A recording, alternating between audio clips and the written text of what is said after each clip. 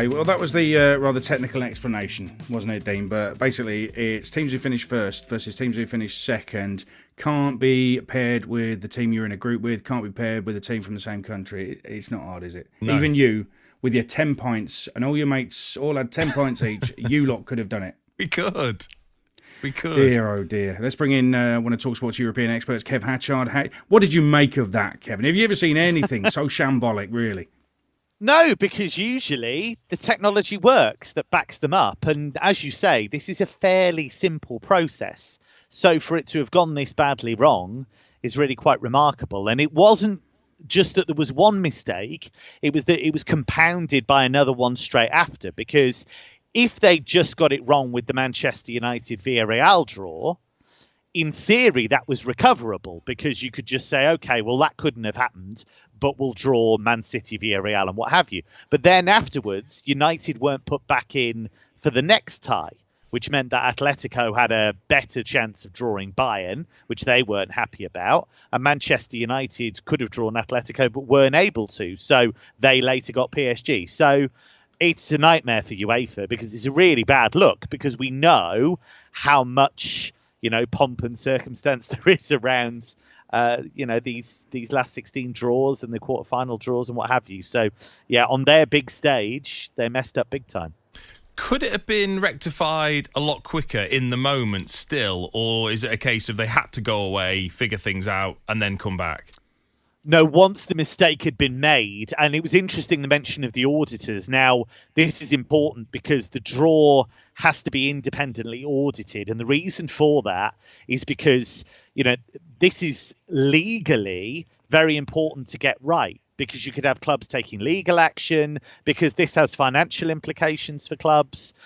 So they had to, I think, once they realised several technical errors had been made, they had to redo the whole draw. So what about the draw itself and just how lucky were Chelsea? Very lucky because not only did they get Lille once, they got them twice. And the reason that's good luck for Chelsea is that Lille were able to win what was a wide open group with Sevilla, Wolfsburg and Salzburg. And they did play well in the Champions League, no question about that. But you look at their Liga form and it's poor. This is a team that's 11th in the French top flight right now. They're not the same team that won the league last season under Christophe Galtier, who's moved on to Nice. Jocelyn Gourvenec, who's his replacement, has not been able to get the same kind of consistency from his team. And even though performances have improved a bit more of late, results haven't. And the other thing to bear in mind is that Lille still have financial issues. And as a result of that, may well sell players in January. We think that Jonathan Ikone, who's a very exciting player, could go to Serie A. He could join Fiorentina. And there's been talk about Renato Sanchez as well. So I think Chelsea will be utterly delighted with that. How is your luck, Real Madrid, Kevin? Well, I don't think Florentino Perez, the president, will be talking about luck, I imagine. No. He's already got it in for UEFA, so he won't be very pleased at all. Real Madrid's it's a tricky one because Benfica would have been a straightforward tie for them, I think. Because is it actually PSG that have missed out here? In terms to an extent, yeah, because I think they would have looked at Manchester United and thought that was a winnable tie. I still think Paris have big structural issues anyway. So whoever they came up against, I think it wouldn't be straightforward for them because Mauricio Pochettino hasn't been able to sort out the balance between attack and defence. You've still got those superstars in attack, but they don't do enough without the ball. And you look at their performances in Liga. Yes, they've been winning games, but they've very rarely been impressive. In the Champions League, they were outplayed twice by Manchester City, even though they won the game in Paris and then lost the one at the Etihad. So I don't think Paris are playing particularly well. Real Madrid are a fair way clear at the top of La Liga at the moment. They're going very, very well. They won the derby at the weekend against Atletico Madrid. Excellent performances from Vinicius Junior, the best season he's had so far. Karim Benzema in the form of his life too. So Real will feel their favourites against Paris. There's so many stories. Sergio Ramos you've got. Carlo Ancelotti used to be the Paris boss. Kylian Mbappe we think is probably going to go to Real Madrid when his Paris contract ends. So there's all kinds of subplots there.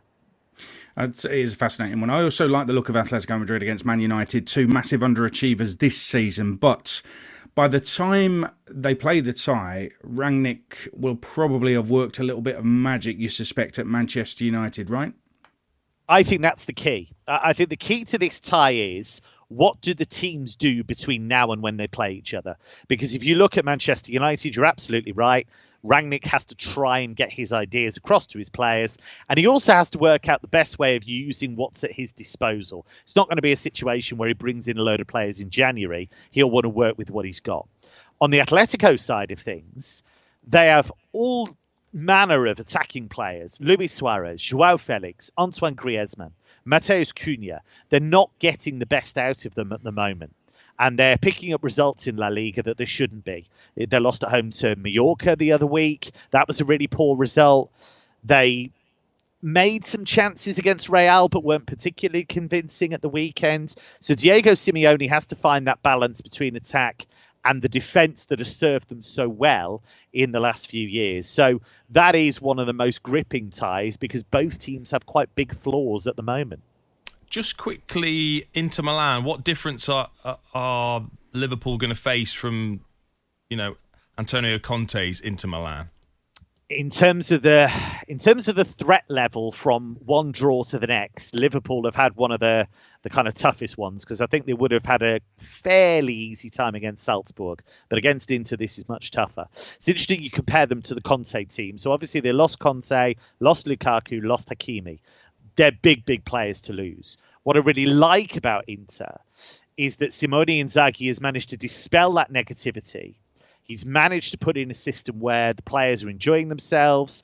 The signings have worked. Edin Dzeko looks good. Joaquin Correa has contributed as well. Hakan Çalhanoğlu has been superb since coming from Milan. So that's a team that has lots of confidence, lots of firepower, and a good, solid spine to the team. And just a quick one on a lot of people will be saying hashtag pray for Salzburg. They've got Bayern Munich, but intrigued by Karim Adeyemi, who I think he was at Bayern Munich as a kid, gone to Salzburg, ripped it up. He's been linked with Dortmund, been linked with a big move away. Even Bayern have been linked with taking him back as well. If he is still at Salzburg come this tie, he will be keen to prove a point, won't he? Yeah, he will. It's a great opportunity for him to show what he can do on German soil. He's a guy that has played senior football for Germany now. I'd expect him to be part of the World Cup squad. He's been brilliant in the Champions League group stage. Some really enterprising performances. He's quick. He's lively. Dortmund, it is believed, are ahead of everybody else in the race.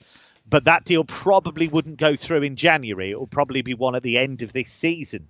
So I think he will play in the last 16 for Salzburg. And he's the kind of player that could cause Bayern one or two problems. I think Bayern will win the tie. I don't think there's much doubt about that. But they do have a high defensive line. And I think centre-back is where you can get at them. So I do think Adeyemi, with his runs in behind, can cause some damage. Fascinating stuff, Kev. Thank you very much, and thanks for not being UEFA and not messing it up. That was great. Not this really time. Appreciate it. It's Drive on TalkSport with WeBuyAnyCar.com. They settle any outstanding finance, so you don't have to.